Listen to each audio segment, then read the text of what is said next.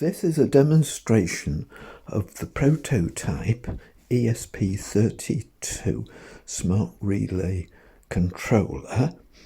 It has a Wi-Fi access point with a website which we can use to set the parameters for the smart relay. What I shall now do is to switch on the GS unit and use the mobile phone to connect to the access point and web server. So if I switch on,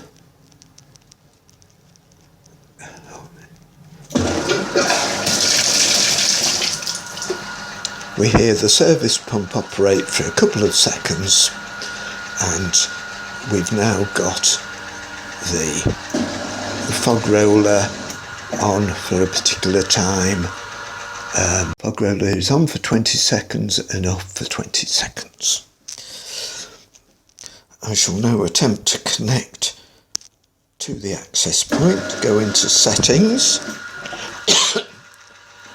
into Wi-Fi. Here we can see the local networks. ESP-AP is the one that's running on the ESP32. I connect to it. We're now connected. I find a web browser. I'll use Firefox.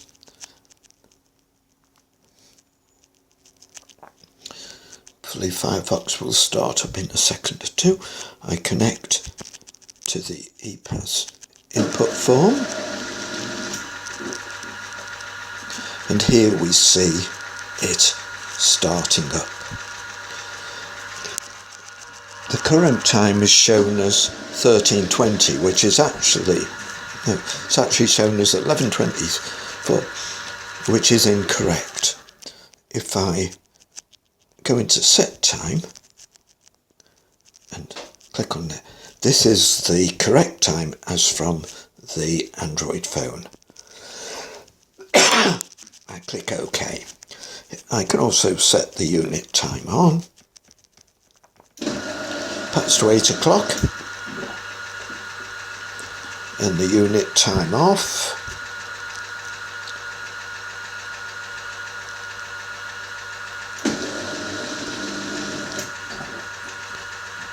To 10:30 perhaps. That's not a very good idea. Let's make it 22:30. There we are. When we're happy with the results, click Submit. The time is still shown as 11:25. Within a few seconds it should correct itself. It's now 14:23. We can go into set GS parameters. Here we see the fog roller on and off times are 20 seconds. Perhaps as a quick test we could change them to 2 seconds each. When I'm happy with that, I click Submit.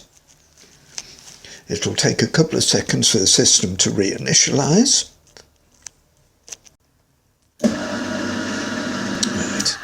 The system is reinitialized and the fog roller runs for 2 seconds and is off for 2 seconds.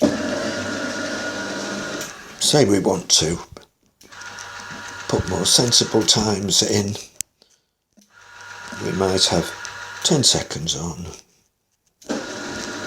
Oops.